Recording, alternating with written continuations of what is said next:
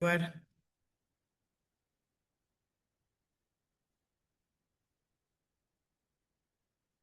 ¿les parece bien si iniciamos de una vez? Perfecto. Bueno, vamos a ver.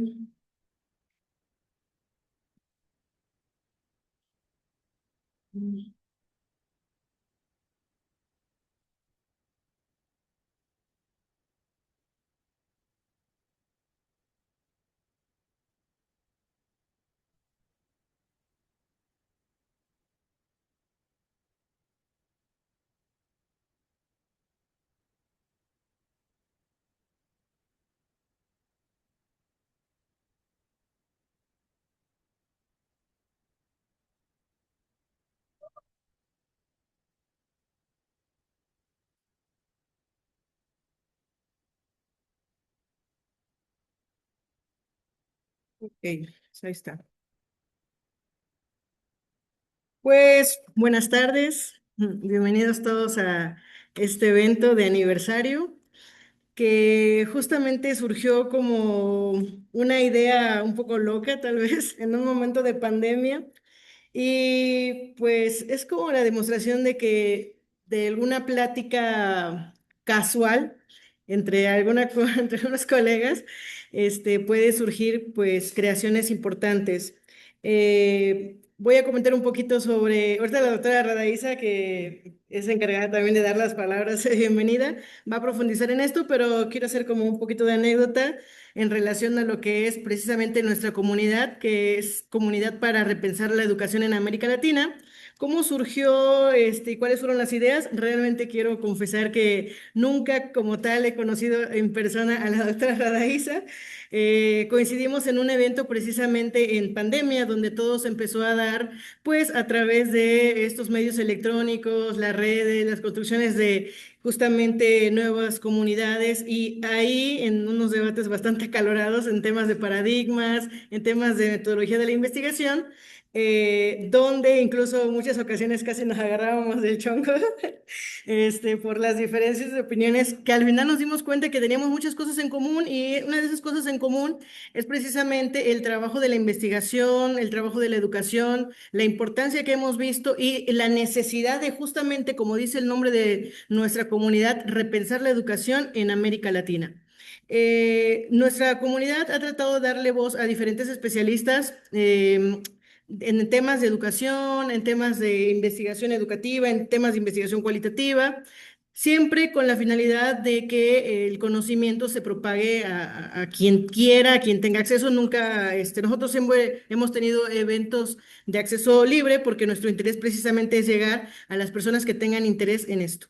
Entonces, el día de hoy nos encontramos aquí reunidos precisamente para poder, celebrar este aniversario. Llevamos 5 años ya de esta idea que, como les decía, que surgió así de decir, a ver, qué podemos hacer también para nuestros colegas, nuestros amigos, que se ve que tienen también muchas dudas en torno al tema.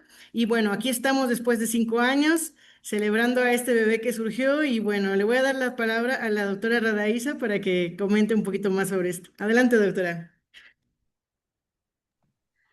¿Cómo están? Buenas tardes. Y como siempre les digo, bienvenidos a CREA, la comunidad para repensar la educación en América Latina. Em, Fíjense que estamos muy contentos hoy, no solamente por tenerlos aquí, a los nuevos, a los no tan nuevos y a los de siempre, porque hemos caminado con este proyecto durante 5 años que se dicen fácil, pero que ha enfrentado también retos. Hemos tenido grandes desafíos, grandes alegrías y también grandes decepciones como en cualquier proyecto. Jesús, ¿cómo estás? Hola, bienvenido. Entonces, efectivamente, como bien lo dice la doctora Rocha, a quien saludo con muchísimo afecto desde Chiapas, CREA nace en el 2021 cuando estábamos todos en pandemia y cuando todo el mundo se preguntaba, bueno, ¿y ahora qué sigue? ¿Qué vamos a hacer? ¿Cómo vamos a dar clases? ¿Cómo vamos a evaluar? Y a los que estamos en este camino desde hace mucho tiempo, ¿cómo vamos a seguir enseñando y llevando nuestro mensaje, que para muchos más que un mensaje es un peregrinar? el hecho de construir investigación desde nuestras realidades situadas. Entonces, con esto en la mente de cómo seguimos enseñando y aprendiendo sobre investigación educativa, nace CREA. De hecho, la doctora Rocha tiene la autoría intelectual de nuestro logo, preocupada, siempre tan participativa, precisamente en la necesidad de escuchar, de escucharnos, de conocernos, de entendernos y de unirnos como parte de una cultura viva que late en todo el continente, desde Ushuaia, América del Sur, allá en Argentina, hasta pues el Polo Norte en Canadá. Toda nuestra América tiene muchísimo, digamos, potencial para desarrollar este tipo de investigaciones. Entonces, CREA nace como una iniciativa local, sin grandes pretensiones, que difundir conocimiento sobre investigación educativa. A 5 años de su fundación, llevamos 6 libros publicados, todos de acceso libre y gratuito. Muchísimos estudiantes formados dentro de nuestros salones de clases virtuales, más de 3.800 estudiantes formados en CREA. Se dice fácil, pero hay que verle la cara también. Y lo más importante, hemos construido conocimiento colectivo, conocimiento que nos ha permitido también llegar a otros, digamos que a otros accesos a través de eventos, conferencias y trabajo mancomunado. De hecho, me enorgullece muchísimo decirles que las personas que están hoy enfrente, que son las ponentes principales de este evento, son en parte formadas por la comunidad y pues ahora nos prestan su voz para seguir haciendo este mensaje más grande. Estoy muy contenta, me siento muy honrada por la confianza que recibo día a día de ustedes y pues larga vida a CREA y sobre todo a sus creadores, que sin ustedes nosotros no tenemos razón de ser. Muchísimas gracias y bueno, vamos a lo que vinimos, ¿no? A escuchar a nuestras conferencistas. Gracias, Adriana.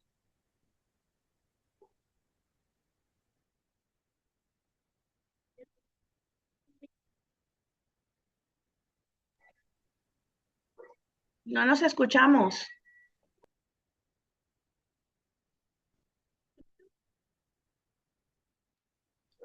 ¿Tenemos problemas con el micrófono, Rocha? No nos escuchamos. ¿Sí? ¿Me escuchan? Ahora sí. ¿Quién sabe? Porque sí estaba prendido. Pues como decíamos, pasamos de manteles largos, tenemos personas muy importantes también, que justamente como nosotros mencionamos, también están con este interés de repensar la educación y el papel también del docente, el papel de los estudiantes. El día de hoy, también puedo decir que por aquí hay varios estudiantes míos que también están con interés de querer conocer y aprender, sobre todo esta parte de la educación. Y pues claro, porque tiene que ver también.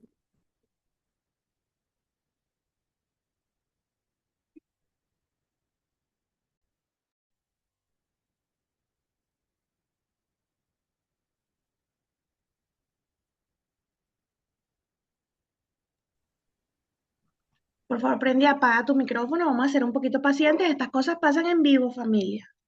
A ver ahí. Ok, no sé por qué está siendo corto, pero espero y se escuche. Voy a pasar a leer el currículum de nuestras invitadas para que conozcamos un poquito sobre ellas. Como vieron nuestro evento, le hemos nombrado Cartografías de la Investigación Educativa, Saberes, Territorios y Metodologías. Son ciclos de conferencias y talleres abiertos. Estaremos con conferencias el día de hoy, mañana y cerraremos con un taller el día sábado. Nuestros horarios de 5 a 7 de la noche para que estén pendientes y también se inscriban los que no lo han hecho en el link que dejamos para que también puedan tener acceso a su constancia. Bueno, nuestra primera conferencia se llama Aprender a enseñar, la construcción de identitaria del docente universitario por la maestra Ofelia López Salgado. quien está por acá. Bienvenida, doctora, bueno, perdón, bienvenida, maestra, estamos por acá. Y bueno, ella es licenciada en Relaciones Comerciales del Instituto Politécnico Nacional en la Ciudad de México, especialista en desarrollo humano con enfoque gestal en el Instituto Humanista de Psicoterapia Gestal, maestría en Administración de Negocios con especialidad en Mercadotecnia en la UVM Saltillo.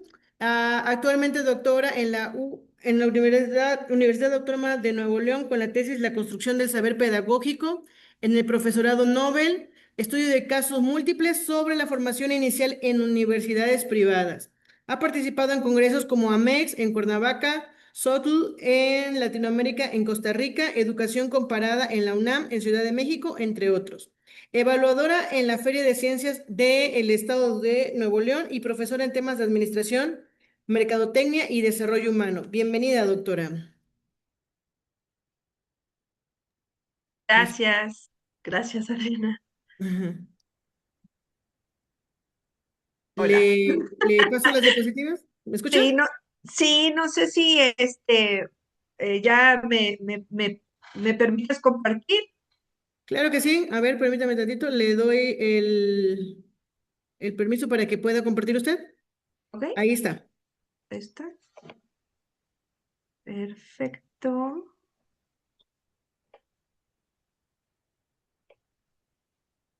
A ver, ¿sí lo ven? ¿Sí? Ahí ¿Sí va, se ahí va, ahí ve? va. Listo. Sí, ahí se ve. ¿Listo? Ay, Dios.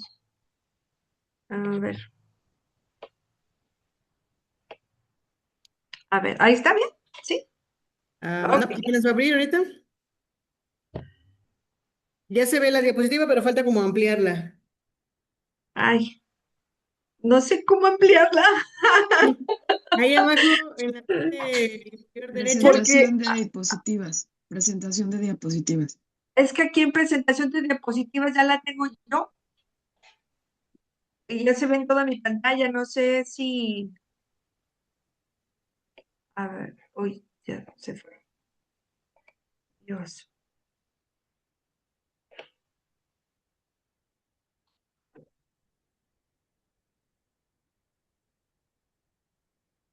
A Ahí ver va. ahí. Ahí va, ahí va, ahí va.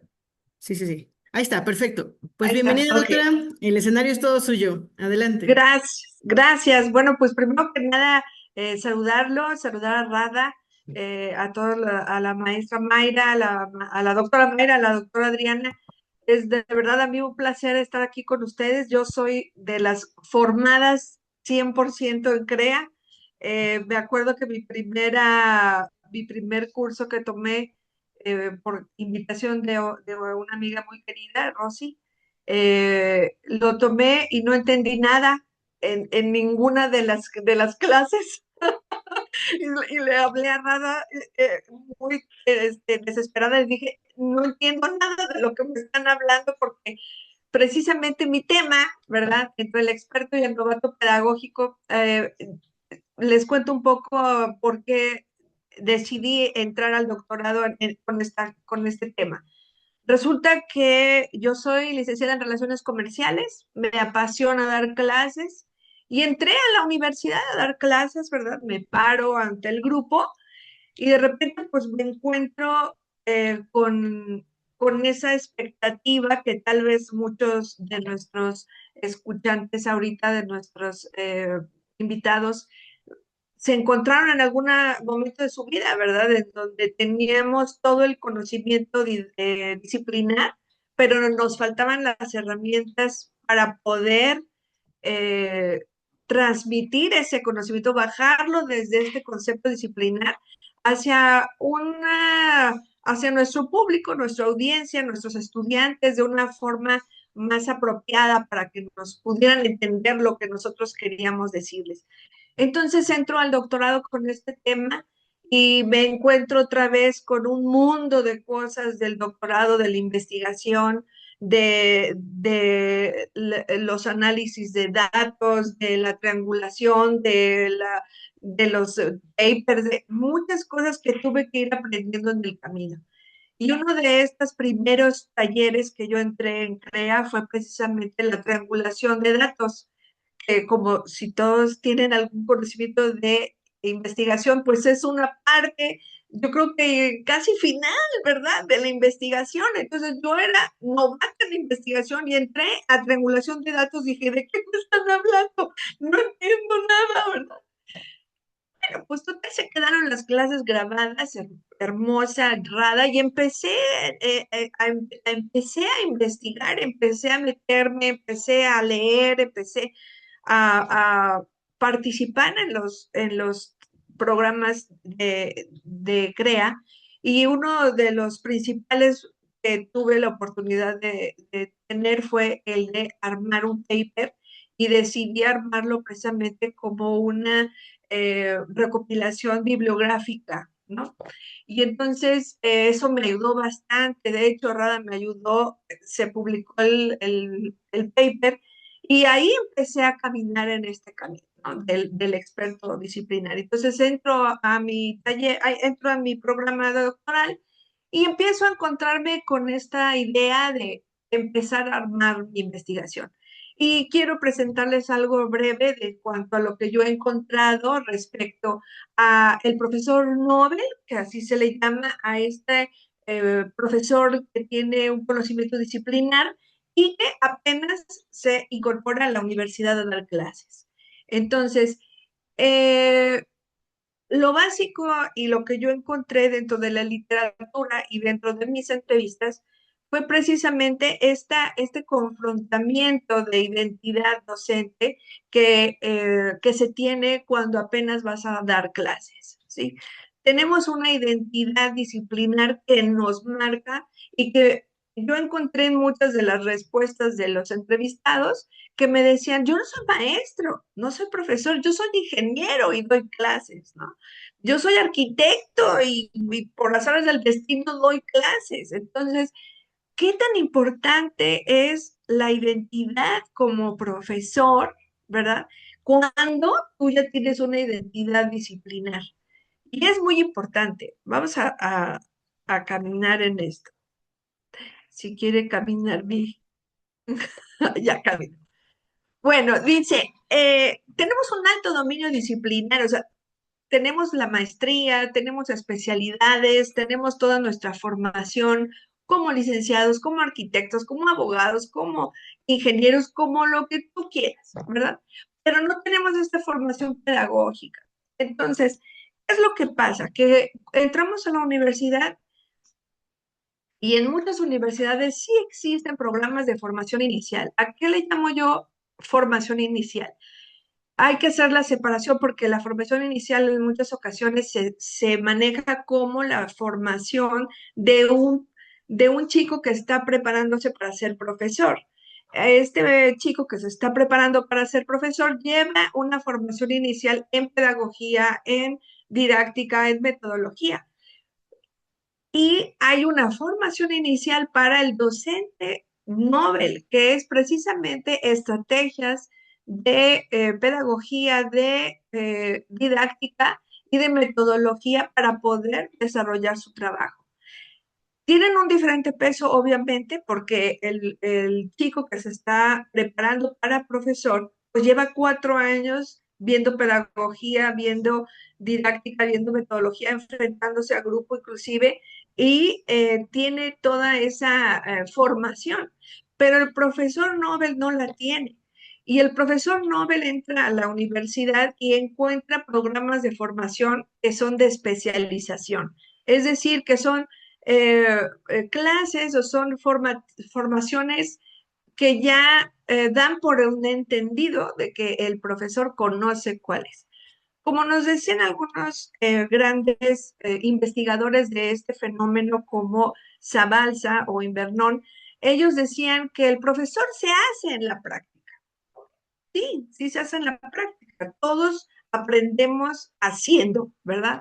Aprendemos a caminar caminando, aprendemos a hablar inglés hablando, pero es más fácil aprender a enseñar enseñando y teniendo algunas herramientas, ¿verdad? Entonces, aquí hay una lógica en la contratación de estos profesores y esta se trata de que se prefiere a contratar al especialista que al pedagogo, ¿sí? Entonces, el especialista entra y encuentra un choque en la realidad, en sus percepciones de lo que él imagina que puede ser dar clases, transformar a los muchachos, porque el profesor que entra recién trae mucha iniciativa, trae motivación, trae ganas de transformar, trae ganas de hacer mil cosas y se encuentra a veces con bloqueos, inclusive de la misma universidad, de que no, tú no puedes decir eso, no, no hables así, aquí tenemos que irnos por esta línea, y ya llenó su programación, profesor, y necesito que me la mande ya y que la suba al programa, y el maestro está perdido.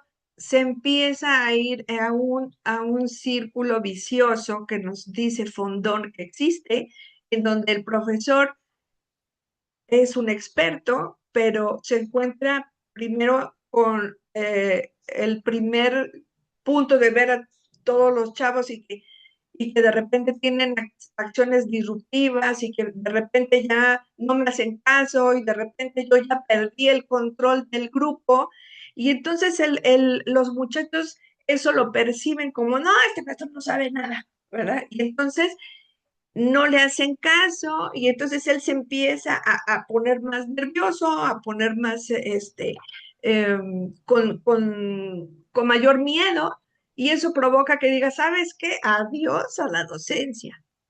Y perdemos a veces a personajes tan importantes y maestros que pudieran ser excelentes maestros porque no les dimos ese seguimiento. Entonces, mi investigación parte de dos contextos. El contexto de una universidad privada que tiene un programa de formación y una universidad no privada también, pero que no tiene programa de formación. Entonces, la investigación es un estudio de caso múltiple, cualitativo, exploratorio y descriptivo. Entramos a la universidad, empezamos a armar todo nuestro bagaje de, pues, que los instrumentos y que cómo los vamos a presentar, cómo vamos a hacer las entrevistas, qué vamos a utilizar en las entrevistas. Y entonces también empecé a caminar con CREA en cómo formar los instrumentos, qué preguntar, cuál es el cuestionario, qué es la observación no participante, cómo presentar un formato para poder hacer las observaciones no participantes. Y bueno, fui creciendo junto con CREA y mi investigación.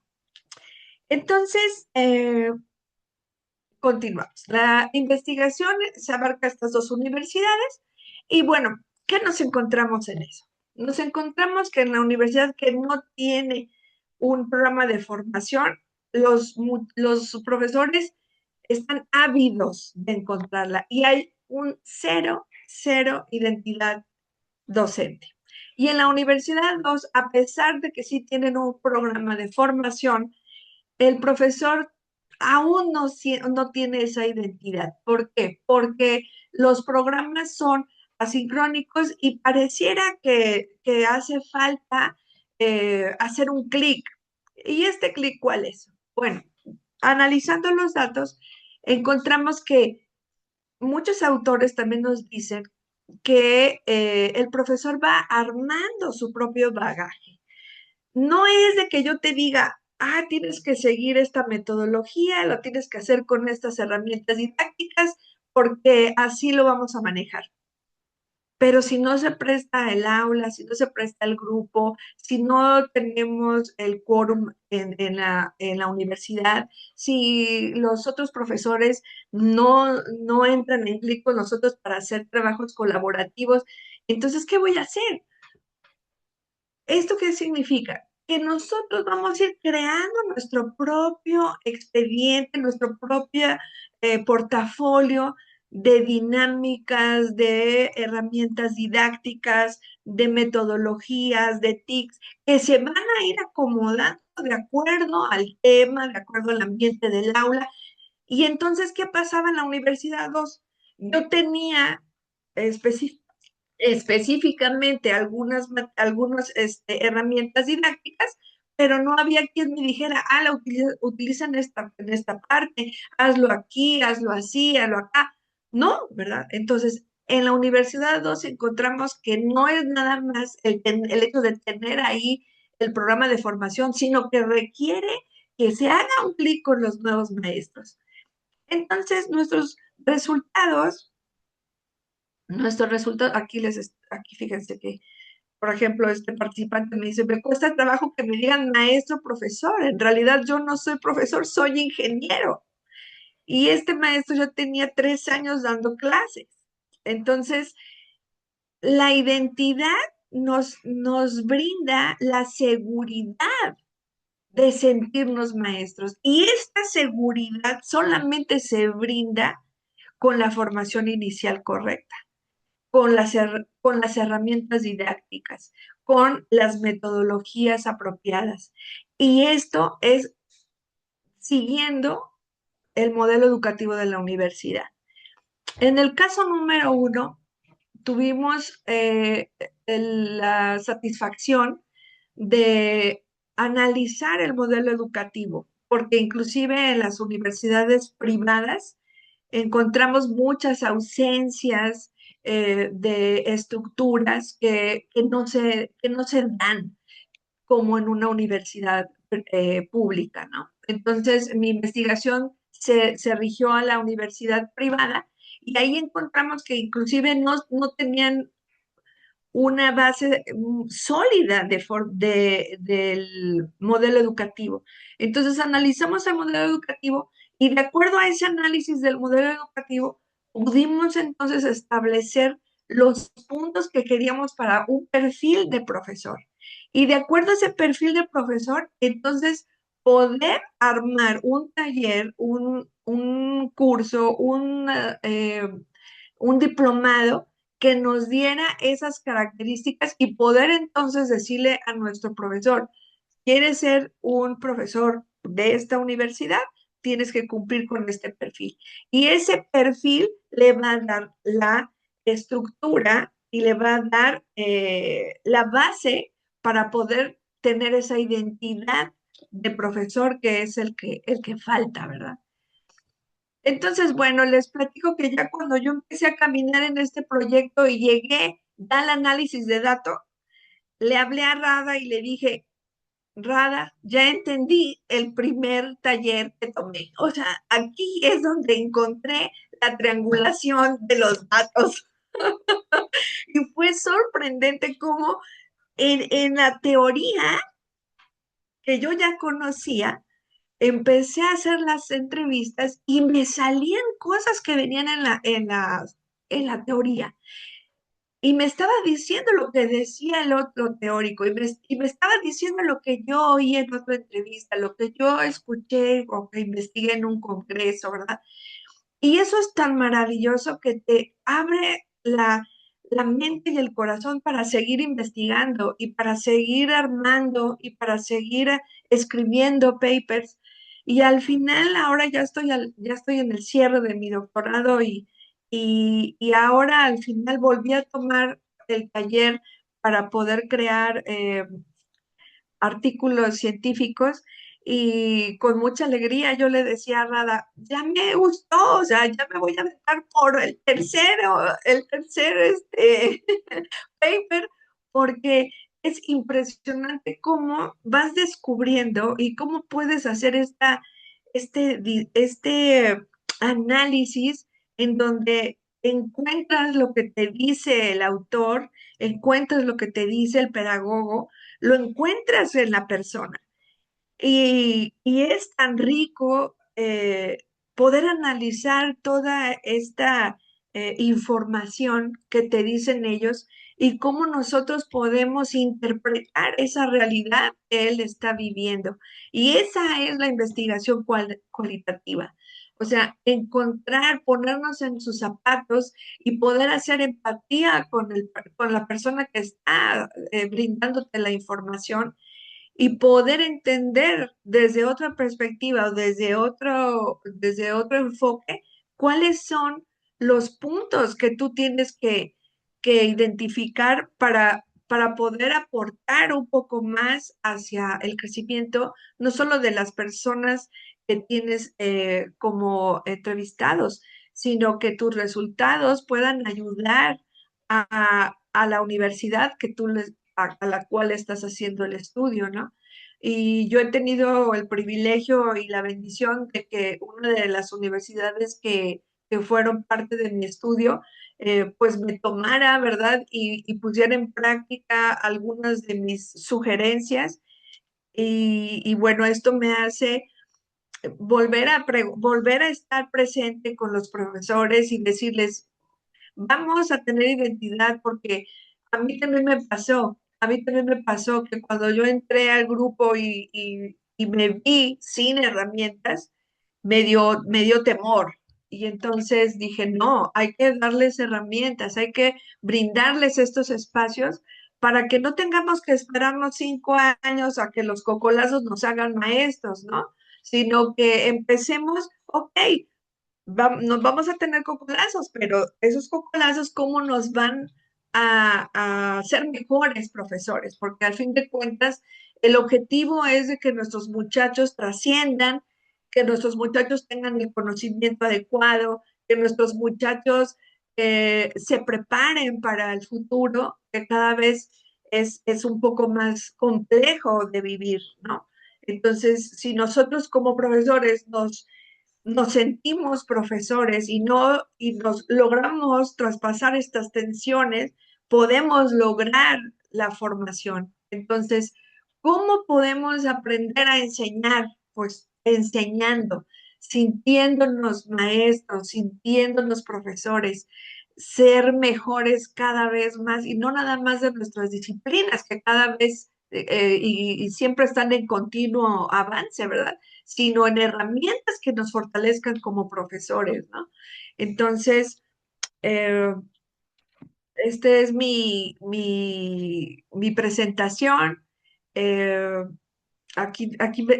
me detengo en esta lámina porque para mí Schulman fue un descubrimiento sensacional y él marca 7 conocimientos que tiene que tener un profesor y digo, wow, en serio que tiene toda la razón. El primer conocimiento es el conocimiento disciplinar, ¿verdad? El contenido, lo que tú sabes. El siguiente contenido es didáctica general.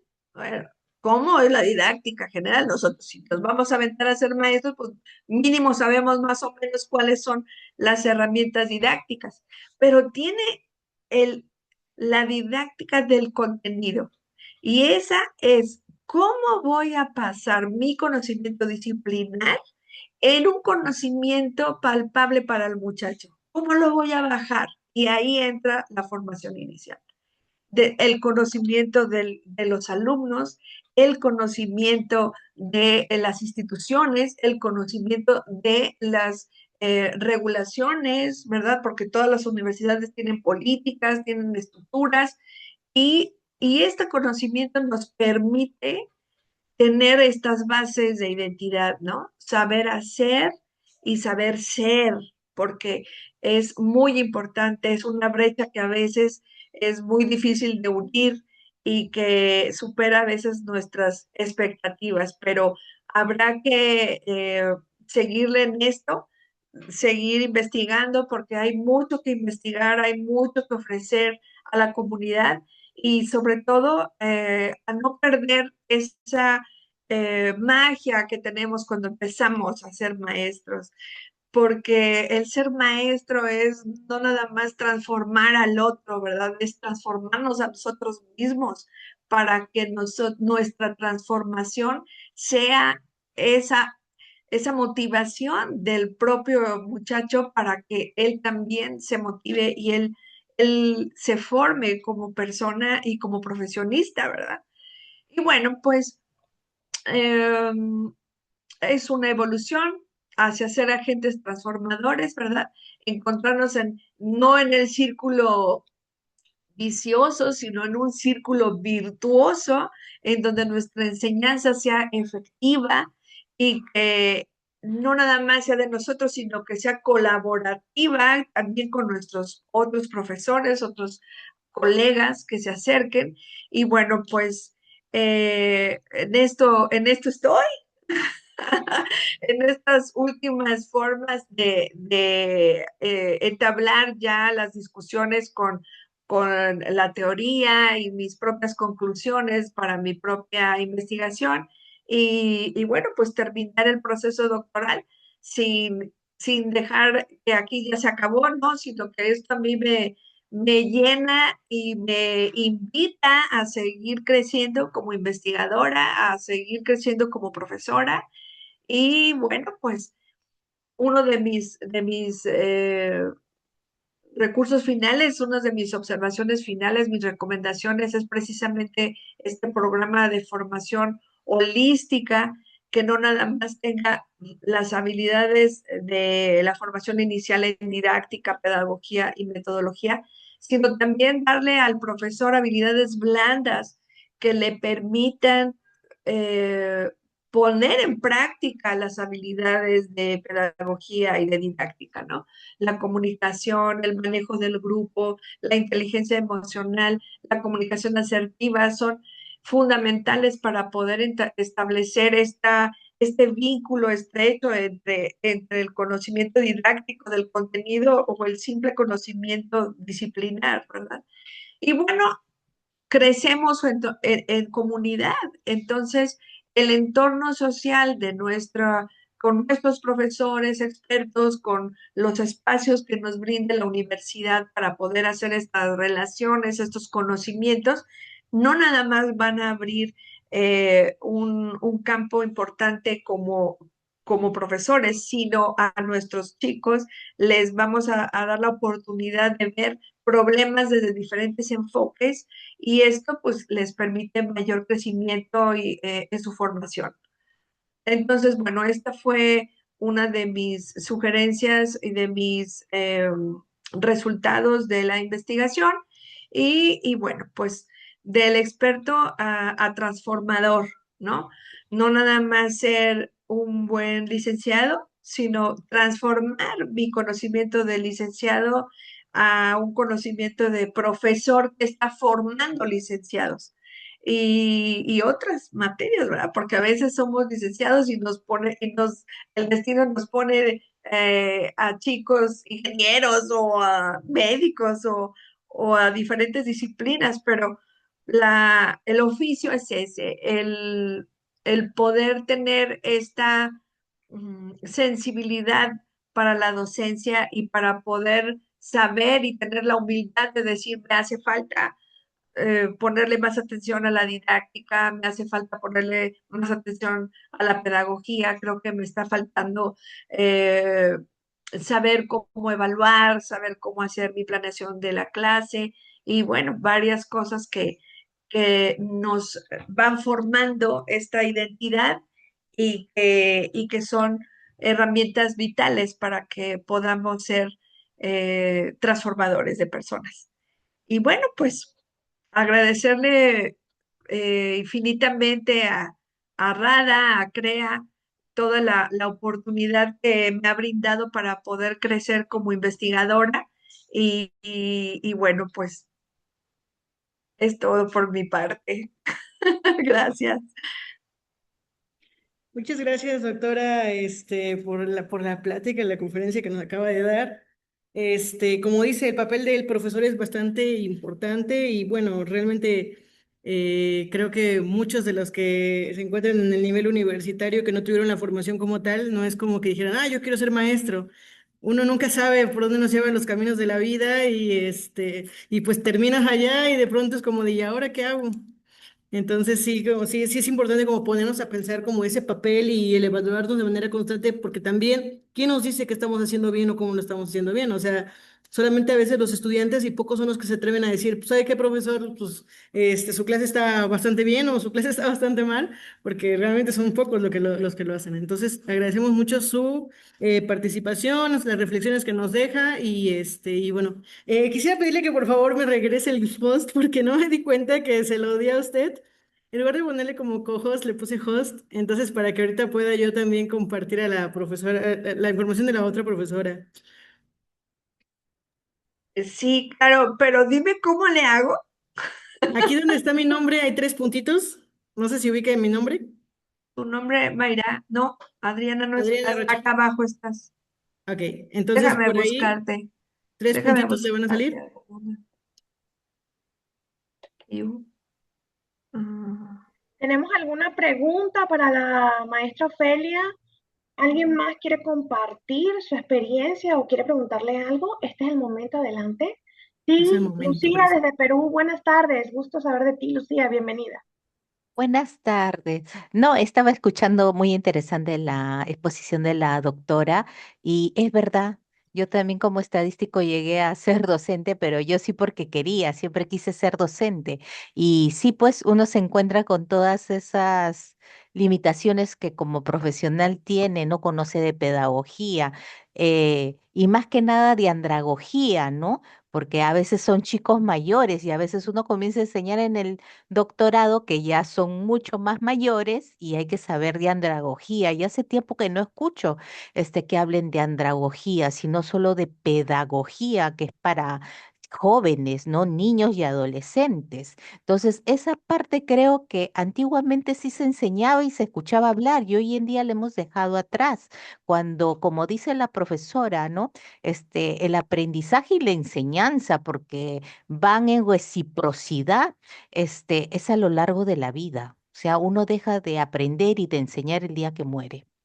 Entonces, ahí falta, yo veo que falta hablar más sobre andragogía ya también. Pero me encantó mucho ver cómo ha ligado los pilares del aprendizaje, ¿no? El saber hacer y el saber ser, el saber convivir y el saber conocer, ¿no? Los cuatro pilares de la educación para el siglo XXI, desde los 80 que se hablan, ¿no? Y el aprendizaje a lo largo de la vida. O sea, muy bonita su exposición. gracias, Lucía. Gracias, gracias, gracias. Vamos a darle la voz.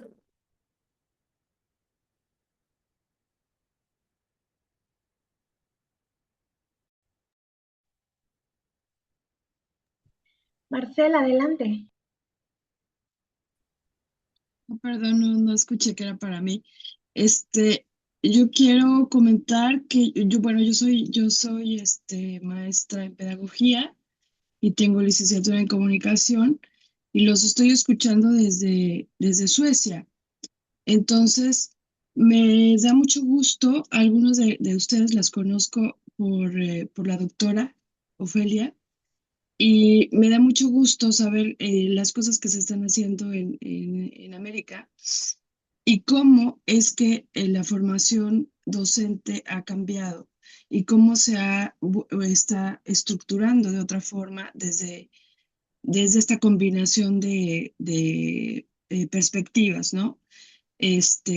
Cuando yo empecé como una licenciada en comunicación dando clases y terminé siendo una maestra y eso siempre ha sido un orgullo para mí. Entonces, bueno, me gustó esta conferencia. Voy a escuchar las otras conferencias, pero quiero felicitarlas de antemano, felicitarlos de antemano por el trabajo que están haciendo, que no, bueno, que está a nivel mundial está bastante alto y es muy bueno lo que están haciendo, porque la humildad por aprender, la humildad por compartir, es lo que muchas veces nos hace falta cuando nos vamos siendo doctores, maestros, profesores, ingenieros, licenciados, pero cuando compartimos la información ya somos todos del mismo grupo, ¿no? Entonces, ese es mi comentario.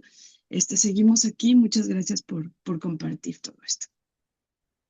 Gracias a usted también por la participación. Siempre es un gusto también escuchar de dónde son, de hasta dónde podemos llegar, gracias a la tecnología. Y de verdad, pues gracias por las observaciones y por la participación. ¿Alguien más tiene alguna pregunta, duda o comentario que quisiera hacer? Vamos a aprovechar aquí que está la doctora Ofe.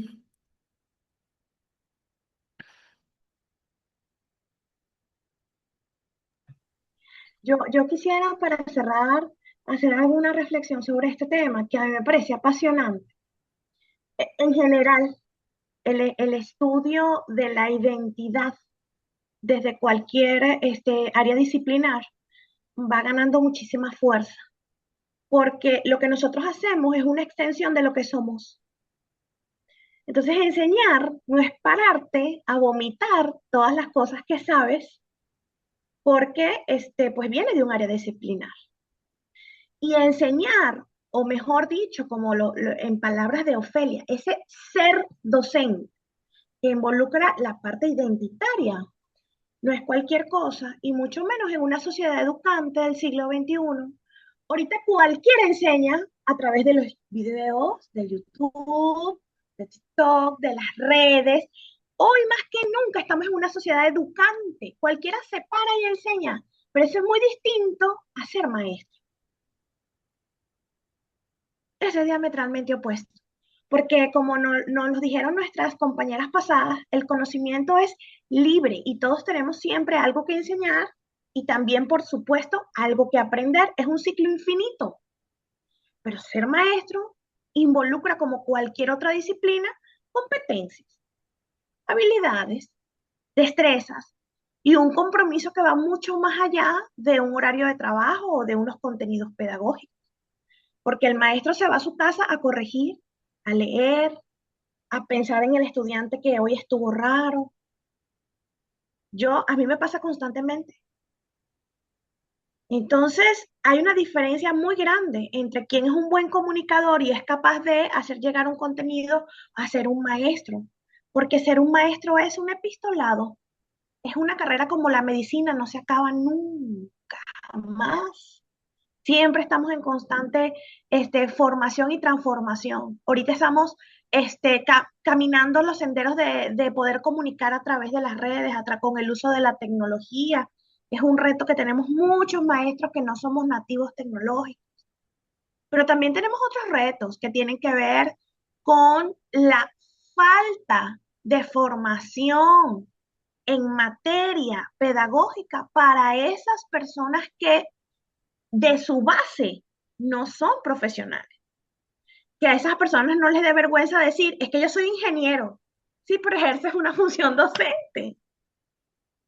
Y nadie puede estar, o sea, no hay manera de que seas o ejerzas un oficio y de alguna manera no estés consustanciado con él. Entonces, todo lo que hacemos en nuestra vida, claramente, el hecho que cocinen no nos hace cocineros, hay una distancia enorme en ese sentido. El hecho que usted dé clase no lo hace maestro, ¿sí? Y por eso es tan importante los estudios de identidad, porque en la medida en que tú te identificas con ese rol, te haces uno con él, te formas, te preocupas, creces como profesional y puedes inspirar a los demás. Si no, pues para eso tenemos a los youtubers, a los edutubers y a todas esas personas que se han tomado la enseñanza como una forma de comunicar y de llegar al otro sin que eso implique inspirar como lo hace un maestro. Gracias, Ofelia, tu trabajo para mí representa un aporte enorme a nuestras universidades, sobre todo nuestras universidades privadas, que deben volcarse un poco más, no solamente al perfil disciplinar, sino al oficio de enseñar, para que pues sean más eficientes las políticas con las que escogen al personal. Muchas gracias por estar en CREA y para mí de verdad es una gran inspiración tenerte aquí. Buenas tardes. Pues muchas gracias. Y así es, como dice la doctora Raiza, es esto de ser docente, ser profesor, es como una reflexión constante, es estar cuestionándonos también qué hacemos bien, qué no podemos estar con las mismas enseñanzas de hace 20, 30 años, sino que también adecuarnos a las generaciones y a las necesidades pues, de la sociedad que nos está demandando, y creo que ese es uno de los grandes retos. Pues vamos a continuar con nuestro evento. Voy a por aquí a proyectar el currículum de la doctora. A ver si por ahí, a ver, ¿me escuchan? Bueno, más bien, es que no, ahora no me aparece a mí para compartir. Entonces no sé si la doctora ¿Te se quedó con escuchamos? el. Sí, te escuchamos. A ver, es que no me sale la Según yo, opción. sí te vi el host. Sí, A sí, sí, ver. lo tengo, Sí, pero aquí está bueno, ya. No me ya. salía la opción de compartir, de hecho. Ok. Pero acá ya andaba ahí sacando todo. ¿Ahí se ve? Está cargando, querida. Ok. Ya Ofelia, que ya la conocemos. Ahora nos va a presentar a la doctora Mayra. Ándele, ahí va. Está cargando. Ahí está. Bueno, pues aquí tenemos un currículo bastante grande, interesante. Vamos a ver, doctora Mayra Margarita nos trae la conferencia Pedagogía del Error, Educar desde la Humanidad. La doctora Mayra, voy a leer aquí un poquito de su currículum. Es licenciada en Pedagogía por la U Panamericana, especialidad en psicodiagnóstico clínico, maestrías en educación especial, educación familiar y dirección de instituciones educativas, doctorado en educación, doctorado en sexualidad humana, diplomada en logoterapia y en tecnología con enfoque de logoterapéutico. Ha trabajado en la clínica en instituciones como CT Educa, la Clínica de Educación Especial de la UNICEF y en práctica privada.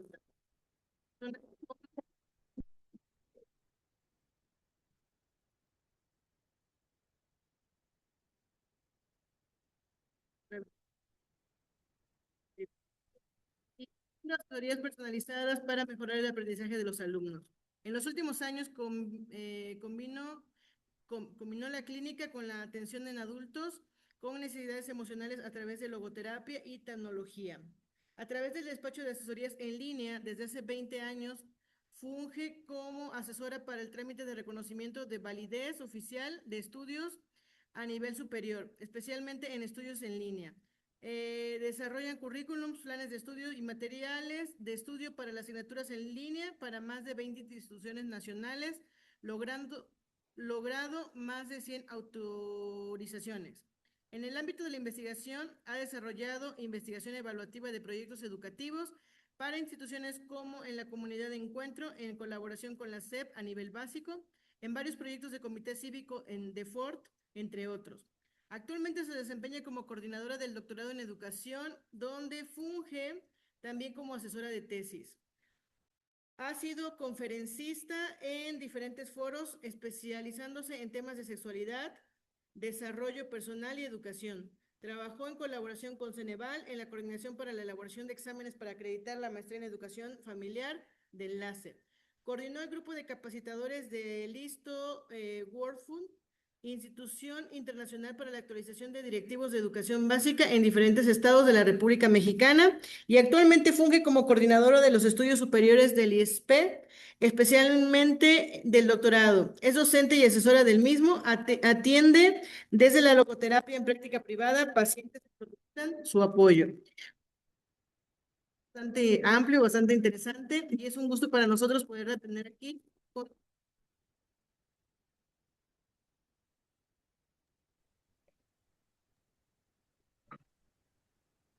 De repente se me va tu audio, Adriana, y no sé si ya terminaste.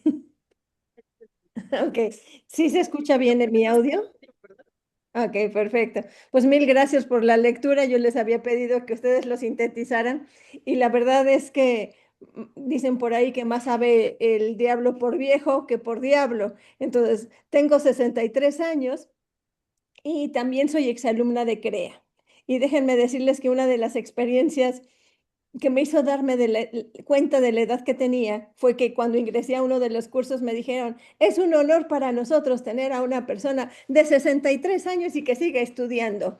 Entonces, yo me percaté, toda mi vida he estudiado, soy una apasionada del estudio, de la educación y un poquito como a diferencia de la conferencia que vimos hace un momento de OFE, eh, pues mi marco es la educación y tratar de llegar a ese saber ser educador en diferentes niveles a partir de las diferentes áreas.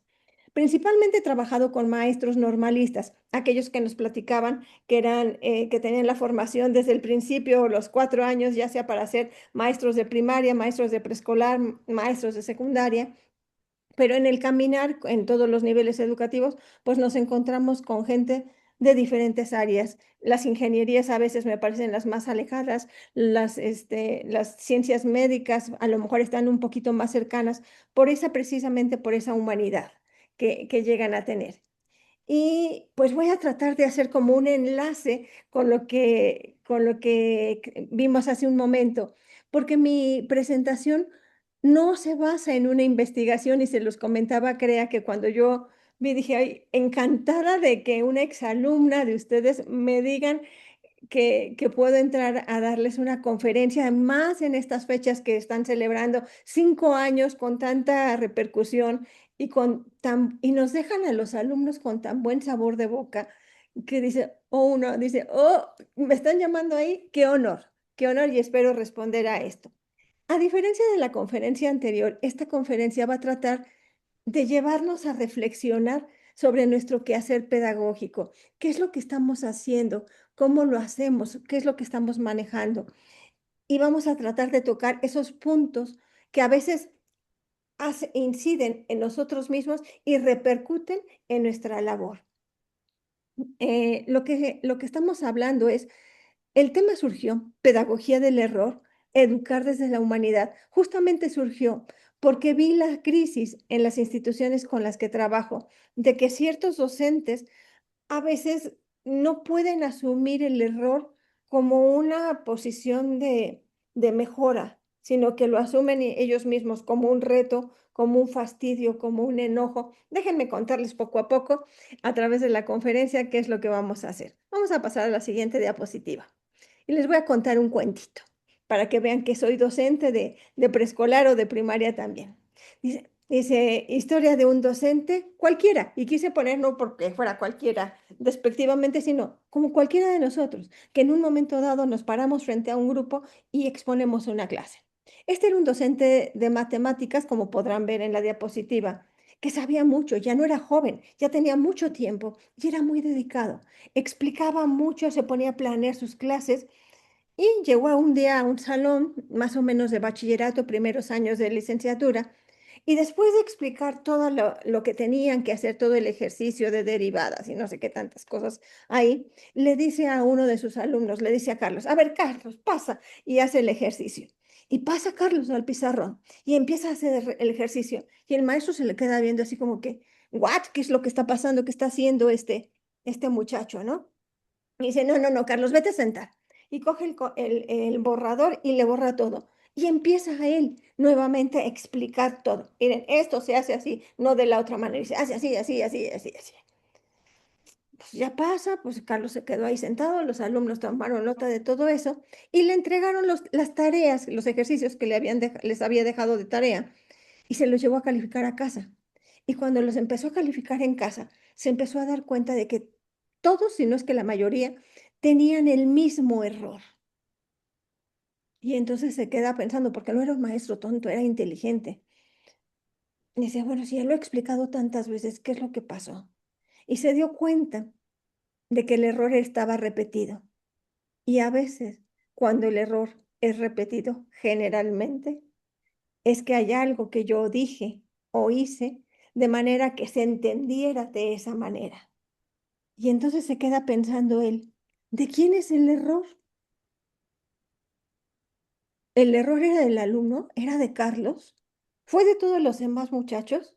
¿O pudo caber la posibilidad de que yo me haya equivocado? ¿Y ahora qué hago? ¿Cómo me presento mañana o a la clase siguiente con el grupo? Vamos a la siguiente diapositiva. Nada más quiero que se queden con esa idea de ese maestro que se quedó.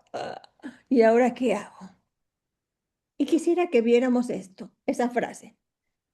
Les voy a ir mandando muchas frases así como para que ustedes las tomen, las asimilen y como decía Piaget, luego después las vayan acomodando según cada quien lo va asumiendo en su propia experiencia.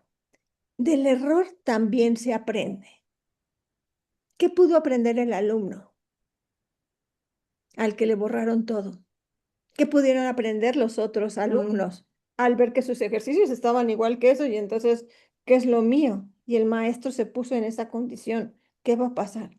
¿Y qué pudo aprender el maestro después de darse cuenta de que todos estaban así? Hay cosas que el error nos permite aprender. Sin embargo, les comentaban dentro de mi currículum, he estado picando las cosas que me van llegando como más en estudios, lo que me apasiona más, unas por apasionamiento y otras, pues la vida te va llevando a eso. Y una de ellas es la de sexualidad. Cuando estábamos estudiando sexualidad, hablábamos mucho acerca de la necesidad de visualizar, hacer visible lo que se dice desde perspectiva de género. ¿Por qué hablar tanto con ese lenguaje de perspectiva de género? Y no tiene otra razón de ser más que hacer visible esta circunstancia que está pasando. Porque a veces nos enrollamos tanto en la forma de hablar que ya nos da lo mismo. Y entonces, llevándolo a este tema, muchas veces, no sé si lo han oído ustedes, ya no se habla en las escuelas, en las universidades, de los errores que cometen los alumnos o de los errores que cometen los maestros y mucho menos de los errores que cometen los directivos. Se habla de áreas de oportunidad. Hay que tener esas áreas de oportunidad. Y es cierto, porque puede ser que en alguna ocasión el término error, si alguien le decía, cometiste un error, a lo mejor le entraba un electroshock y entonces ya no comprendía nada. Pero a través de esta presentación quiero hacer conscientes de que si no somos conscientes de que hay un error, no hay áreas de oportunidad. Solamente en la medida en que me doy cuenta de que cometí un error, me voy a dar cuenta de que eso me abre las puertas a encontrar diferentes áreas de oportunidad. Entonces, nada más, ojo con esto de ver si se maneja la palabra error o si se maneja áreas de oportunidad o si se manejan las dos. Vamos a la siguiente diapositiva, por favor. Dice, vamos a empezar a tratar de analizar qué es el error. ¿Cuándo nos empezamos a equivocar? ¿Cuándo empezamos a errar nosotros? ¿Y cuándo vamos a dejar de hacerlo? En la escuela te dicen un error más y quedas fuera. Un error más y va a pasar X o Z. Ya, está prohibido equivocarse. Y ahí les pongo 3 fotos de 3 personas que se están cayendo en diferentes etapas de la vida. ¿Cuándo vamos a dejar de equivocarnos? Nunca, nunca. Y si llegamos a asumir eso, nos damos cuenta que el error es parte de ser seres humanos, de ser personas. No somos dioses, ni Superman, ni Supergirl, nada, no, somos personas y dentro de nuestra naturaleza está el equivocarnos, quitar el error de nuestra naturaleza, decir, tú no te puedes equivocar, en esta escuela no se puede equivocar. Hace poco vi una película que no me acuerdo cuál es y hablaba de un departamento de relaciones humanas y que tenían que ver que todo salía perfectamente y la chica que tenía que estar ahí presente para hacer la presentación se desmayó por el estrés. La jefa se alarma, se apanica y le dice a su ayudante, ¿sabes qué? Sácala de aquí, porque aquí no podemos cometer errores. Aquí viene la gente para ver que todo salga perfectamente. Y se la llevan, o sea, la sacan de ahí. ¿Qué nos está diciendo eso? Estoy aceptando que la condición humana, me estoy aceptando a mí, que mi condición humana es la de ser un ser equivocable, un ser que se puede equivocar desde siempre. Y ahí tenemos las 3 fotos. ¿Cuándo voy a dejar de equivocar? El caso es ver qué puedo hacer con la equivocación, qué puedo hacer con el error. Vamos a la que sigue. Y yo creo que a través de esas fotos ya muchas ideas van pasando, ¿no? ¿Qué es el error entonces? Pues es una condición humana. Es algo que viene, si yo digo ser, eres una persona, eres un hombre, eres una mujer, o no te ubicas dentro de este binomio, de todos modos te vas a equivocar. Y puede ser que ya te hayas equivocado mucho, puede ser que hoy te hayas equivocado y te aseguro que mañana o pasado mañana te vas a equivocar, porque el error es parte de lo que somos. Y entonces me acepto como docente, me acepto como alumno, me acepto en esa relación docente-alumno en donde el error está presente o no. Y si no, pues estoy hablando de una fantasía. Entonces, lo primero es que el error es una condición humana. Y pasamos a la siguiente diapositiva, por favor.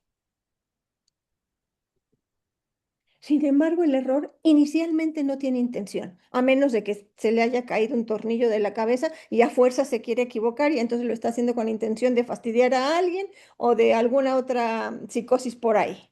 Pero inicialmente nadie se equivoca a propósito. La equivocación surge sin querer. No hay intención. Y cuando no hay intención, es muy difícil poder decir, porque te equivocaste, te castigo, porque no hay intención de hacerlo. ¿Sí? Pasemos a la siguiente diapositiva. No hay una responsabilidad inicial.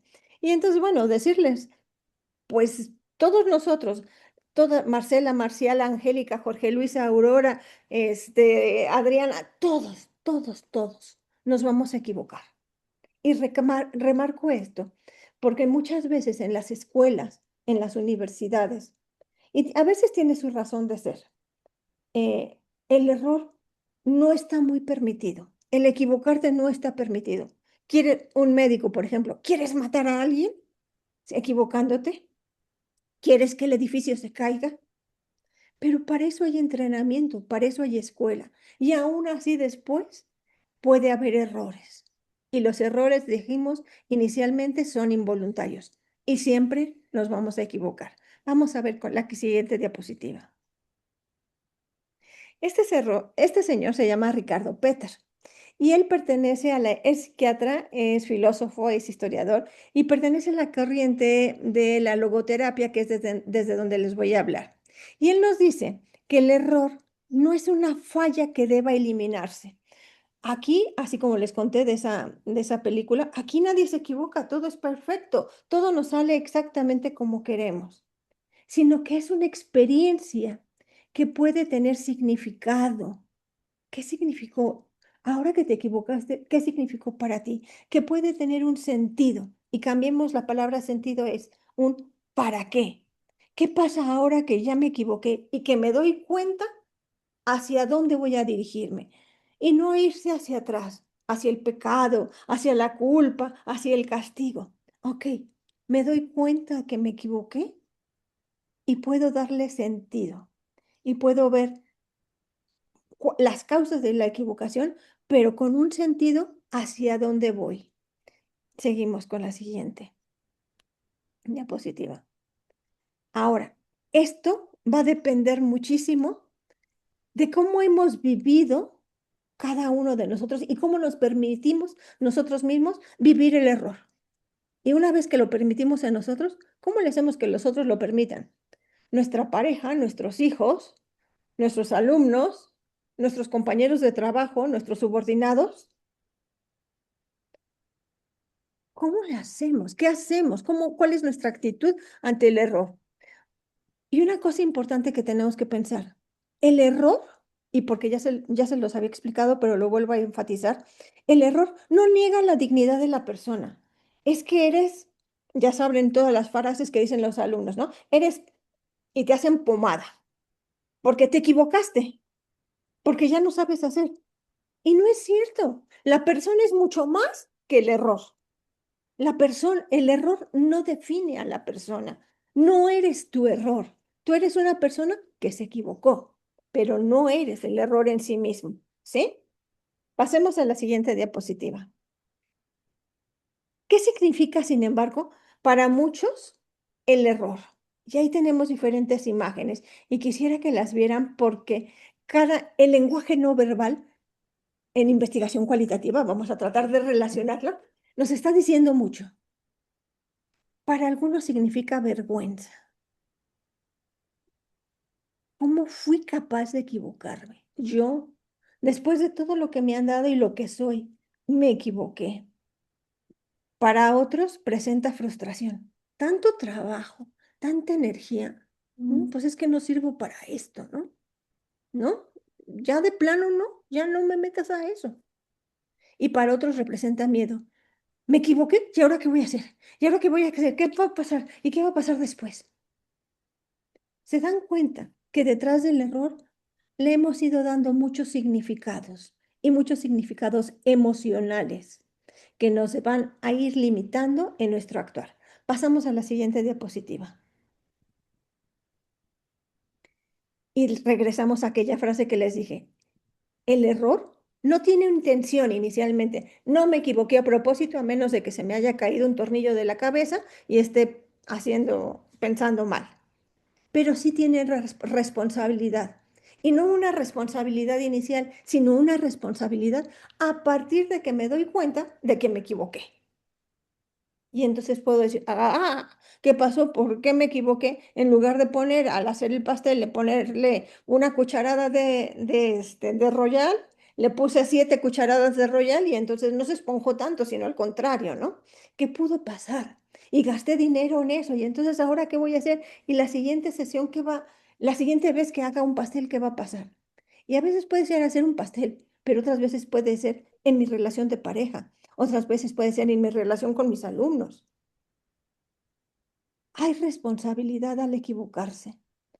Un médico que se equivoca, por supuesto que tiene responsabilidad. Inicialmente no se quiso equivocar, pero tiene responsabilidad al haberse equivocado. Y responsabilidad viene de la palabra responder, es decir, ante el error, ¿cómo respondes? ¿Qué puedes hacer para para que ese error que quería llegar o esa conducta que quería llegar a una meta pueda nuevamente llegar a esa meta? Esa es la responsabilidad. Ver qué afecté y cómo puedo llegar a esa meta. La siguiente diapositiva, por favor. ¿Qué se necesita para esto? Se necesita humildad. Y la humildad es saberme que soy ser humano, que no soy Dios, que no soy todopoderoso, que no soy un superhéroe. La humildad es la capacidad de reconocerse como alguien capaz de acertar. Es que sí, yo siempre lo he podido hacer. Bien, qué bueno. Pero también ten la humildad para reconocer que te puedes equivocar. O al revés, a veces nos pasa, no sé si ustedes han encontrado gente que le dicen, oye, eres muy buena en esto. Ay, no, no, no, no, no tanto. Sí, pero no tanto. Eso tampoco es humildad. Humildad es reconocer realmente quién soy, mis potencialidades y aquello que son errores. Entonces, para poder hacer uso pedagógico del error, necesito humildad. Necesito poder tener la capacidad de reconocerlo como docente y como alumno. Pasamos a la que sigue, por favor. Les decía que esta presentación está hecha a partir de la logoterapia. La logoterapia fue creada por Frank, es la tercera escuela vienesa, después de Freud, de allá de Viena y todo eso. La tercera escuela está en Frank. Y él dice el estrés que se tiene en la vida, las neurosis que se tienen en la vida, no surgen por tantas cuestiones inconscientes, pueden estar incluidas. No rechaza lo que dice Freud, pero dice, lo podemos nosotros podemos ayudar a la persona que vive el estrés del error cuando le encuentra sentido, cuando tiene propósito. Y nos dice él, solo quien intenta se equivoca. ¿Y quién puede intentar algo? Alguien que es libre, alguien que quiere hacerlo, alguien que no se siente atemorizado del qué dirán, del qué va a pasar, alguien que es persona y que sabe que puede equivocarse. Víctor Frank vivió en el campo de quienes no lo conozcan, es un psiquiatra suizo, vienés, que le tocó, judío, y que le tocó, por ser judío, vivir en el campo de concentración, pero ya desde antes había empezado a desarrollar toda su teoría. Y entonces dicen que lo había guardado como en un diario. Al entrar al campo de concentración se perdió, quedó en pedacitos, empezó a tratar de colectar y tratar de vivir, de retomar esa teoría y de vivirla y hacer su experimento de la teoría, investigar si su teoría era válida en esas situaciones tan extremas.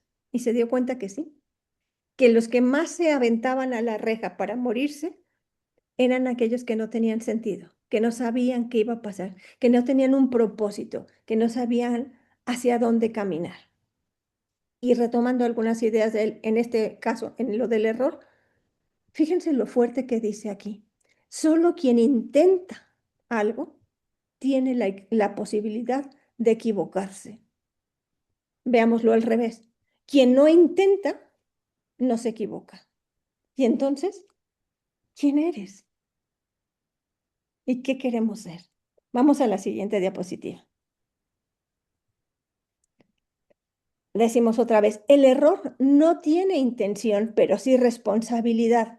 Y una vez que tiene responsabilidad, tiene sentido. En el momento en que hago consciente, esto me pertenece, esto yo lo hice, no era mi intención, pero ya me está tocando vivir y me está preguntando, ¿y ahora qué vas a hacer con tu error? Y en ese momento, cuando yo asumo, ¿qué voy a hacer con ese error? Puedo tener sentido y puedo tener dirección. No me hace para abajo, me hace para arriba, me hace para seguir adelante. Vamos a la siguiente diapositiva. Esto ya nos está dando la posibilidad de ir encontrando ese sentido pedagógico. El error, dice Frank, puede tener sentido y ese rompecabezas, esa fichita que falta, puede ser el error. Y si encuentro en dónde está y qué era lo que estaba pasando, toda mi vida es ese rompecabezas y a lo mejor me faltaba encontrar que me puede equivocar o qué lugar tenía eso dentro de mi vida. Y entonces hacer que todo mi mapa, que todo mi rompecabezas sea bonito, sea lindo, tenga un paisaje bello y se complete y no quede inconcluso. Palabras de Frank. Pasamos a la siguiente diapositiva, por favor. Ahora, vamos a pensar un poquito en nosotros. ¿Cuándo aprendí yo a equivocarme? Traten de pensar. ¿Cuándo me sentí que ante las equivocaciones respondo ahora sí? ¿Y cuándo lo aprendí? Vámonos a la siguiente diapositiva. En la familia, ojalá que no les haya tocado esto, que no les hayan tocado con el dedo señalador. Y con el niño, el lenguaje verbal de ese niño me llama la atención. No quiero oír, no quiero saber, no quiero saber. Pero la familia deja huella y una huella muy fuerte. En la que sigue, por favor. Lo pude aprender también en la escuela.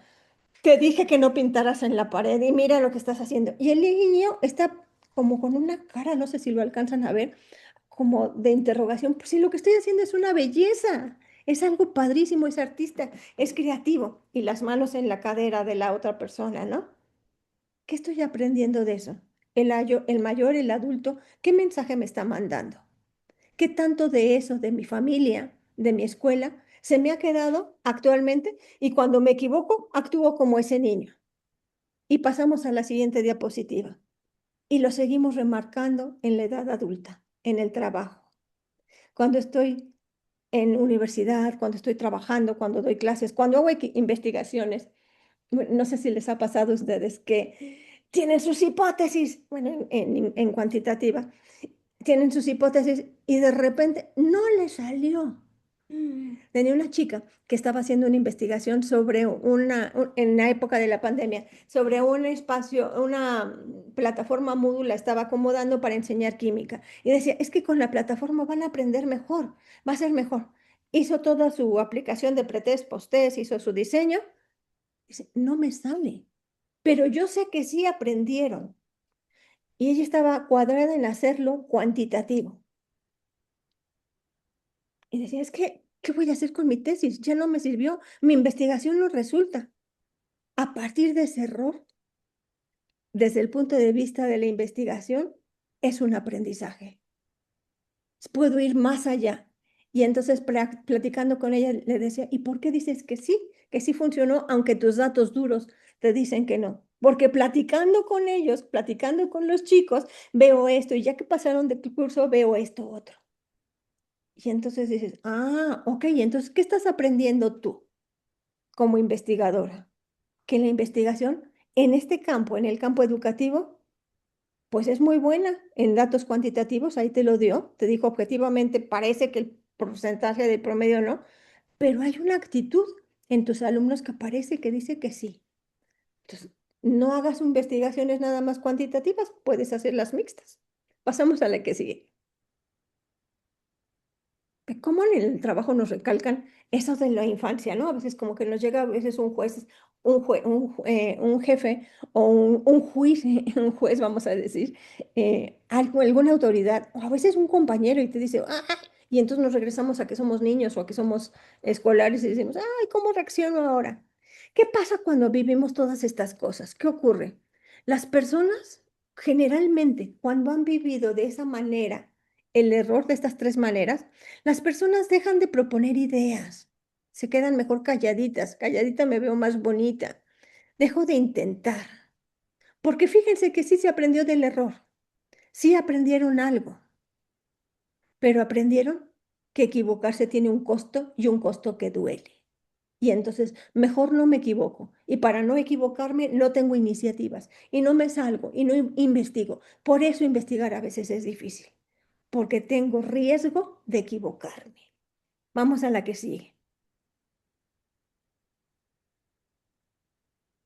Y muchas veces los alumnos, la gente que no tiene iniciativa, no es porque sea tonto, no es porque falle, es porque tienen un gran miedo a equivocarse, muchísimo miedo. Y entonces mejor no lo hago. Pasamos a la que sigue, a la diapositiva que sigue, por favor.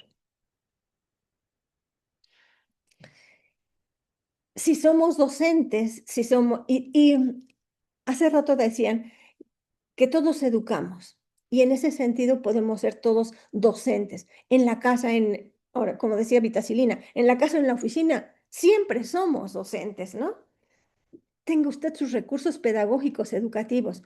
Y uno de esos recursos pedagógicos educativos es que no podemos acompañar en el error. ¿A qué otro aprende del error si nosotros mismos no hemos visto cómo podemos vivir ese error? La diapositiva que sigue, por favor.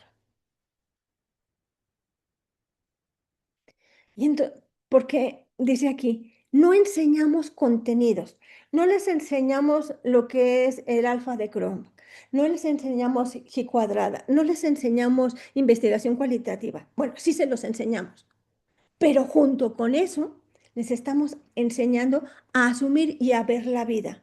Si te equivocas, ¿qué puedes hacer? Investigar sobre todo. Tiene esa naturaleza vital que hace que la gente pueda ver sus errores y ver las posibilidades de éxito. Y entonces deberíamos ser muy conscientes de esta herramienta que tenemos. No solamente enseñamos contenidos, sino también estamos enseñando la posibilidad de cómo saber cómo enfrentarnos ante los errores. La diapositiva que sigue, por favor.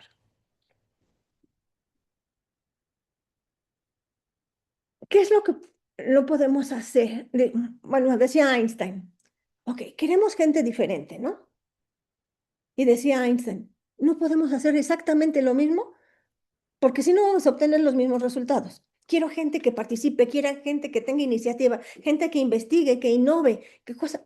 Bueno, pues entonces no hay que hacer lo mismo. No hay que marcar el error con ese estigma, porque el error, y se sabe en estadística y investigación, el error es el camino, me indica que ese camino no funcionó, pero que permite hacer ajustes y que abre nuevas posibilidades. ¿Ok? Entonces, esa es la actitud que tengo que enseñarle al alumno, que tengo que enseñarle al otro y que tengo que enseñarme a mí. La que sigue, por favor. Y en ese momento en que alguien se equivoca, en que alguien cercano se equivoca o que nosotros mismos nos equivocamos, tenemos que reflexionar qué es lo que hemos sentido, por qué eso ante el error, porque eso también lo siente tu alumno, lo sienten tus hijos, tu pareja, tus subordinados. Todos los que te rodean también pueden estar teniendo esa emoción que puede estar bloqueando el aprender desde el error. La que sigue, por favor. Y entonces tenemos que empezar a pensar que el error tiene una dimensión emocional. El error no es solamente cognitivo, no es la hoja del examen que te pusieron palomitas y taches y ya qué tonto eres. No. Junto con el error hay una situación emocional que puede producir en el alumno vergüenza, puede producir miedo, puede producir frustración o puede producir inseguridad. Y vamos a verlas ahorita. En la que sigue, por favor. Todos estos sentimientos que vimos ahí, tenemos que tener en cuenta que los sentimientos no son malos, pero es preciso significarlo. ¿Por qué me siento avergonzado? ¿Por qué me siento con culpa? Y una vez que sepa por qué lo estoy sintiendo, hacerme responsable de eso. ¿Para qué?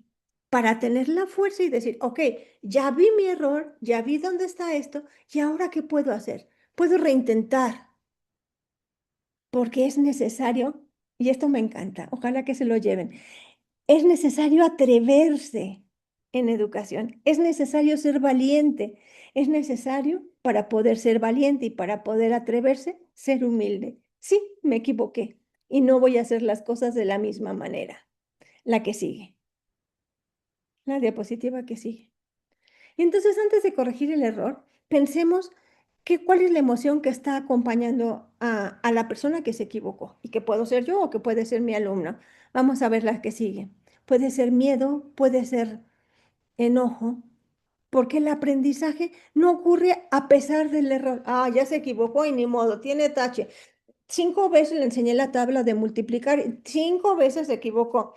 Ni modo, a la sexta, por ensayo y error, por repetición, de acuerdo con Thorndike, decía, la repetición hace que la gente se aprenda. No, no es a pesar del error. El error es quien me permite abrir los ojos y verlo. Ahorita lo vamos a profundizar un poquitito más desde el punto de vista neurológico, pero sabemos que el error activa el aprendizaje, pero también sabemos que las emociones, que el miedo puede bloquearlo. Vamos a la que sigue. Miren, aquí está un poquito, una probada de neurociencia. Déjenme hacer más grande porque aquí. Miren, ¿qué ocurre en el cerebro cuando nos equivocamos? El cerebro, cuando nos equivocamos en todos los estudios que se ha hecho de neurociencia, se da cuenta que cometió un error, porque él iba derecho, creía que te podía pasar por ahí y hay una pared y se pega. Pues obviamente que no puede pasar la pared. Y entonces se pregunta, ¿qué onda? ¿Qué pasó conmigo? Hay un desequilibrio. ¿Y se acuerdan de Piaget? Piaget decía, solamente aprendemos en el desequilibrio, cuando las cosas no salen como yo me las esperaba. En ese desequilibrio no es nada más cognitivo, también es neurológico. Y ahí nos dice, la corteza cingulada es quien nos está señalando, nos está generando esa señal de error, error, error, error, error.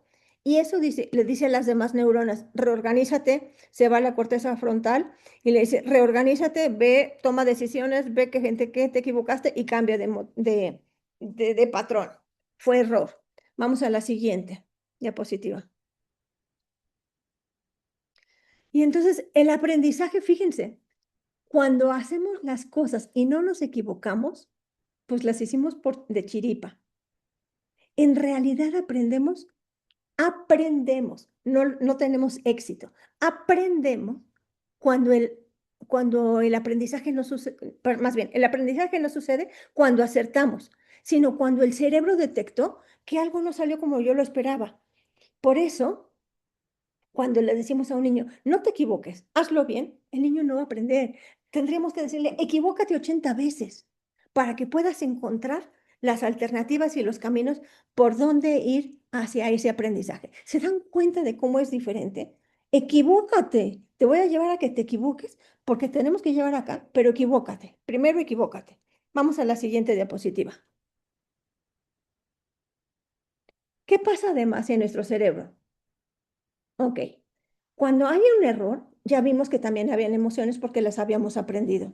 Y esas emociones se destapan cuando la amígdala, esta cosita verde chiquita que está aquí abajo, detecta peligro, ya sea físico o emocional. ¿Se acuerdan? Yo creo que en alguna vez han oído eso de los diferentes niveles de cerebro, el reptiliano, el más atrasado y luego el más humano. Bueno, si se dan cuenta, la amígdala está en lo más antiguo.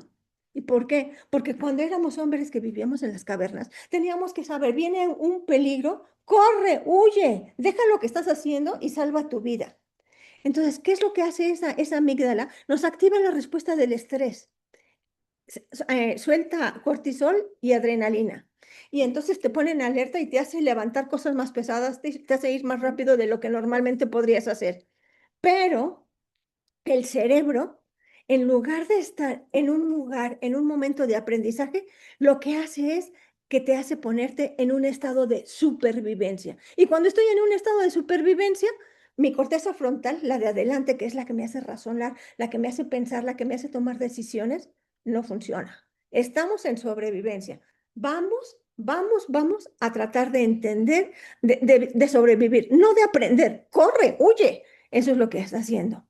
Entonces, ¿qué pasa también? El hipocampo que está aquí también le dice, eso ya lo aprendiste, quédatelo en tu memoria, cuando te equivoques, huye, porque hay un peligro. Entonces, ¿qué onda con las emociones y con el error? Vamos a la siguiente diapositiva. ¿Qué pasa con unas emociones en determinado? Con el miedo, fíjense, traten de leer el lenguaje no verbal de las imágenes. Con el miedo, la atención se reduce, porque estoy pensando en el estímulo que me está amenazando. Entonces, miedo, atención reducida. Y acuérdense de lo que hayan vivido ustedes, cuando se hayan asustado mucho. ¿Se fijaron? Cuando hubo un choque aparatoso, espero que no hayan estado ustedes, pero se asustaron. ¿Se fijaron en todos los detalles? No es cierto, no es cierto. Te fijaste en huir, en ver que estás con vida. Vamos a la siguiente diapositiva. Si hay vergüenza, y yo creo que esto, ya sea como alumnos, como nosotros mismos, como compañeros, como maestros, nos tocó ese alumno que sabes que estuvo estudiando la página, que tenía que decir un poema de memoria, que se lo sabía, que tiene todas las posibilidades de hacerlo, pero el estar pensando, ¿y si me equivoco? Qué pena, qué pena. Ay, no, me voy a equivocar. Y entonces, en lugar de no tener atención, está tan fijado su mente en la vergüenza que me voy acordando de pedacitos de cosas y no voy desarrollando todo lo que tenía que hacer. A veces, en aquellas ocasiones en que las tablas de multiplicar se aprendían de corridito, si lo parabas y le decías, respira, te podía decir la tabla de multiplicar otra vez de corridito, pero no se la apartas a la mitad, porque entonces no va a poder seguir con lo siguiente, porque tiene vergüenza. La siguiente diapositiva, por favor. Y esta, a ver, ante la crítica, esto es muy típico de los adultos, ante la crítica, híjola, me van a criticar y en el trabajo, y mis compañeros, y mi familia, y mis hijos, ¿y qué van a decir? Y estoy pensando todo ¿y si me equivoco? ¿Y si me equivoco? Y estoy pensando cómo defenderme todo eso. Y dice, y el cerebro aprende algo, pero no aprende el contenido. La siguiente diapositiva nos va a decir qué es lo que aprende. Fíjense qué grueso, qué triste, ¿no? Aprende a protegerse, aprende a que es mejor no participar, porque me arriesgo y eso duele. Aprendo a no equivocarme, aunque a pesar de todo, el dejar de aprender, este no querer participar, quiere dejar que dejo de aprender. Y aprender es una cosa, nos decía Piaget, es una cosa biológica, es lo que nos distingue, es lo que nos hace seres vivos y que nos distingue de los demás. El aprendizaje es algo propio del ser humano.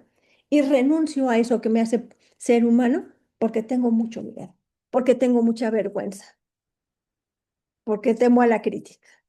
Y entonces pasemos a la siguiente diapositiva. Cuando un error ocurre en un entorno seguro, pasan todas las cosas al revés. Se activa un nivel de recompensa. Hay dopamina.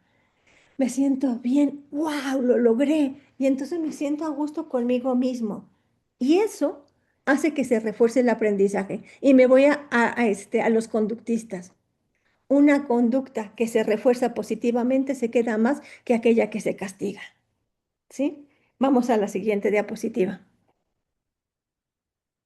Entonces, fíjense, no basta con permitir el error, hay que acompañarlo para hacer que la persona entienda cómo está viviendo el error, porque el error por sí solo no enseña, ya lo habíamos visto. Lo que enseña, en realidad, es cómo se vive ese vínculo emocional con el error. Vayamos a la siguiente diapositiva. Entonces, algo muy importante, hay que nunca se nos olvide con nuestros alumnos, con nosotros mismos. En el error también sentimos. Y si el error se activa tanto en la mente como en la emoción, no podemos seguir tratándola como un problema nada más de la mente, algo cognitivo, porque equivocarse también se siente, pero hay que entonces ayudar a nuestros alumnos y a nosotros mismos a resignificar qué es lo que estoy sintiendo y cómo lo puedo sentir ahora. La siguiente diapositiva. Por eso, antes de corregir, antes de así como ese maestro, de decirle, tache, todo está mal, yo siéntate, yo lo hago, hay que comprender cuál es la emoción que está acompañando eso para entender qué fue lo que pasó. La que sigue, cómo lo está viviendo y cómo asimilará lo que digo. Los docentes, no todos aquí somos docentes, aunque algunos sí, los padres de familia, los jefes, no estamos solamente para evidenciar el error, para señalar, para poner con el punto, sino para ayudar a encontrarle sentido a eso. Un líder, un líder que no puede ayudarle a sus seguidores a encontrar sentido, no es un buen líder, porque está yendo a entender a la persona como el error, pero el error no define a la persona.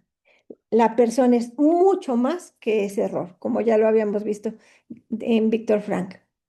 La que sigue. Enseñar entonces es un proceso, y eso que estábamos hablando en la presentación anterior, es un proceso continuo de construcción del que somos responsables todos, papás, docentes, jefes, no importa. Qué bueno que en la escuela con mucho más razón, pero todos. Y los errores de las personas reflejan también los errores de la enseñanza. Entonces, ojo con eso. ¿Cómo estoy manejando aquel error? Porque a lo mejor quien se equivocó fui yo. A la que sigue, por favor. Y me regreso a aquella historia inicial. Ese docente que les contaba, ese docente, al darse cuenta de todos los ejercicios que estaban equivocados, entendió algo más, que no estaba enseñando nada más cómo desarrollar derivadas o ecuaciones, estaba enseñando contenidos, estaba enseñando una forma de vivir el error. Y el primero lo enseñó de una manera y esperemos que después, al día siguiente, lo haya enseñado de otra manera. ¿De qué manera? Veamos la que sigue, la diapositiva que sigue. Acompañando, porque como papás, como maestros o jefes, no formamos hijos, estudiantes o subordinados que no se van a equivocar. Eso es queda fuera. Formamos personas que saben qué van a hacer cuando se equivoquen y no que se queden pasmados. Vamos a la siguiente. Y entonces les invito a que si antes decíamos, eso está mal, ahora pudiéramos cambiar por algo parecido a, veamos qué pasó, por qué te equivocaste. O en lugar de decir, ah, otra vez te equivocaste, ¿por qué no les invitamos a decir, bueno, ese camino no sirvió, intentémoslo ahora de otra manera? Y pasemos a la siguiente diapositiva. Son las referencias, ahí tienen ustedes la presentación, son Frank y Peter son logoterapeutas, vienen también otras de lo que es neurociencia, y sí, básicamente esos dos son básicamente los autores que les puse, de neurociencia y de logoterapia en relación a esos. Son libros interesantes, léanlo, de verdad, El hombre en busca del sentido. Y vámonos a la última diapositiva ya.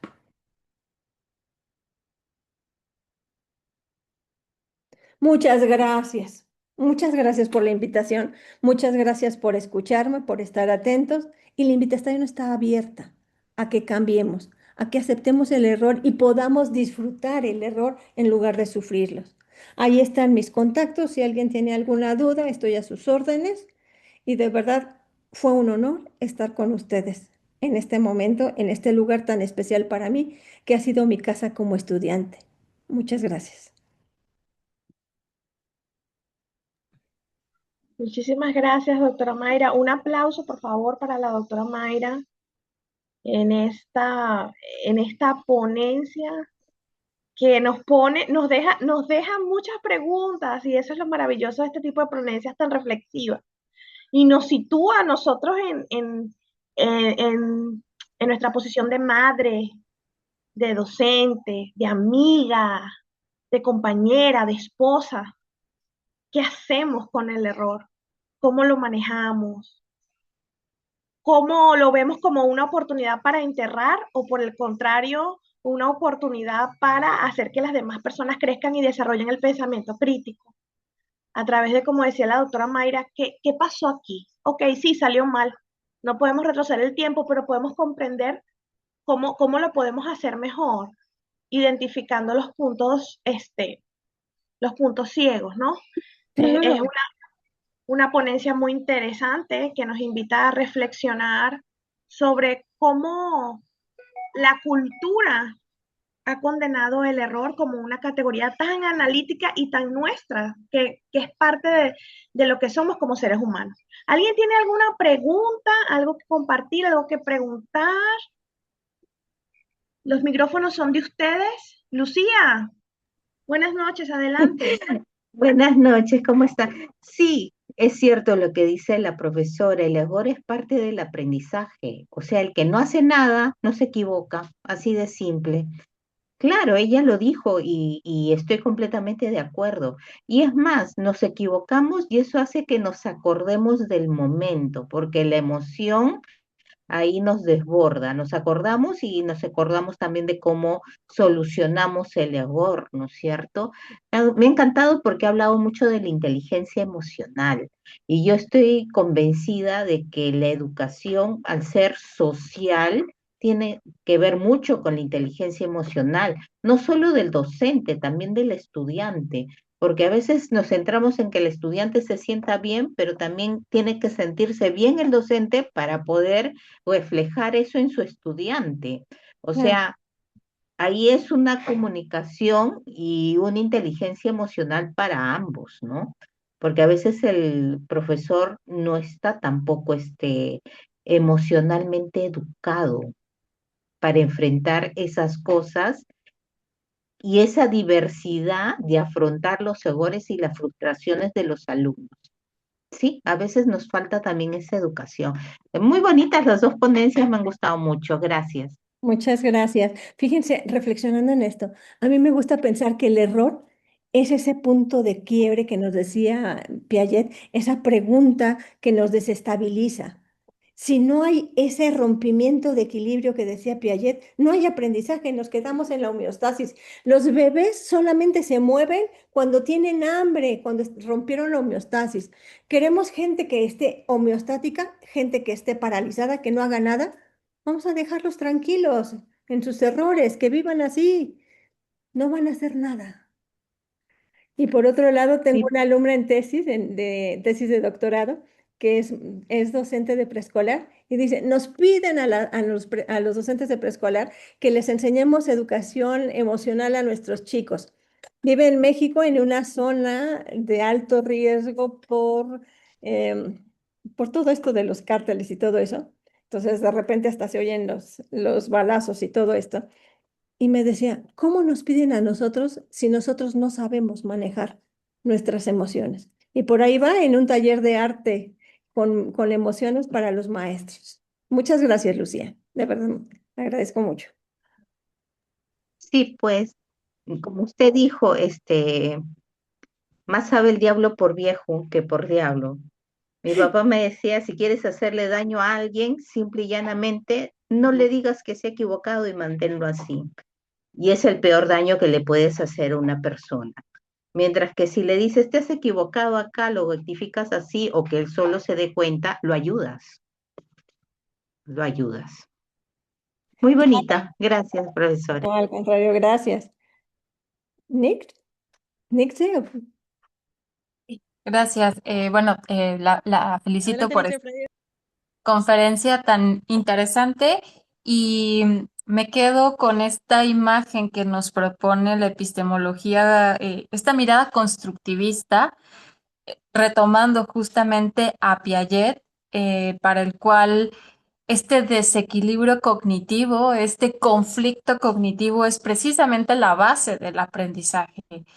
Y este miedo que hemos transmitido a equivocarnos es justamente la limitante para seguir aprendiendo.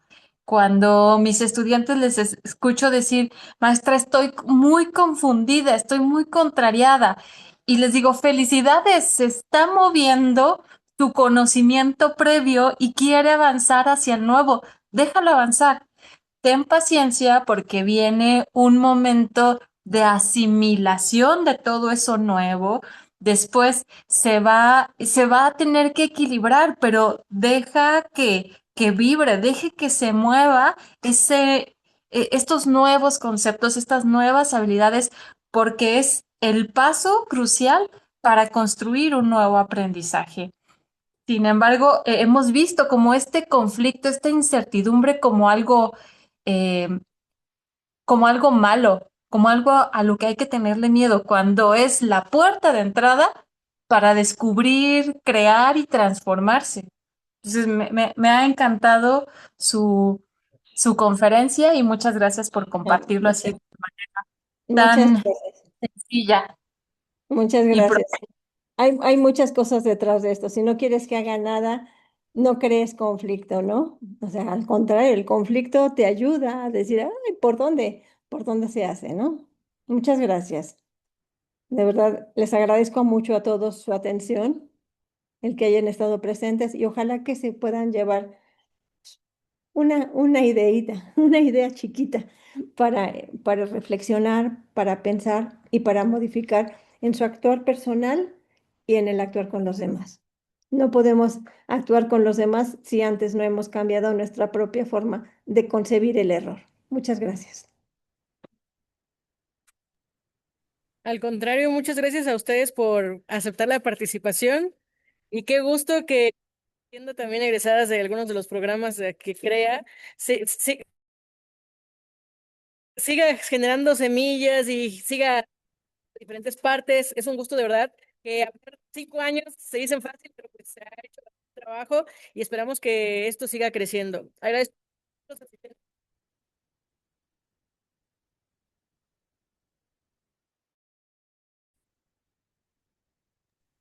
El audio, doctora Rocha, el audio. ¿Ahí me escuchan? Bueno, ya no sé en realidad qué se escuchó, que no, pero bueno, agradecemos la asistencia a todos los que están por acá en este tiempo y les invitamos al día de mañana también para que nos acompañen a las conferencias y también al taller del día sábado. Recuerden que es completamente gratuito y se pueden, pueden compartir con sus amigos, familiares y todo que tengan deseo también de aprender y reflexionar un poquito más sobre lo que es la educación. Muchas gracias, Gracias. Gracias, gracias. Es que, doctora Radaísta. Si quiere decir algo más, adelante. Claro que sí. Muchísimas gracias, doctora Mayra. Ha sido un placer, un deleite completo escucharla. Estamos muy contentos con su participación. Igualmente a la maestra Ofelia. Hoy hemos empezado con el pie derecho. Continuamos mañana.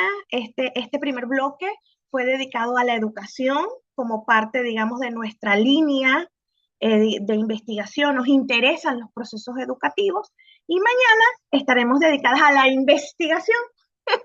Así que, por favor, si tienen tiempo, nos encantaría que nos sigan acompañando. Compartan esta información para que para que el mensaje de nuestras ponentes y el esfuerzo que hizo la red para que esto llegara a ustedes sin ningún costo pueda beneficiar a muchas personas más. Y los esperamos mañana. Muchas gracias a todos y muy buenas noches. Chao, chao. Gracias. Hasta luego. Gracias por estar aquí. Nos vemos. Buenas noches, buenas noches. Gracias, buenas noches. Hasta luego. Buenas noches, gracias, buenas noches. gracias. Un placer y un honor. Placer Igualmente, tenerlos por doctora. acá. Saludos. Excelente. Gracias. Hasta luego. Ay. Buenas noches, doctora Radaiza. Hasta luego. Nos vemos Hasta mañana. luego a todos. Chao, chao.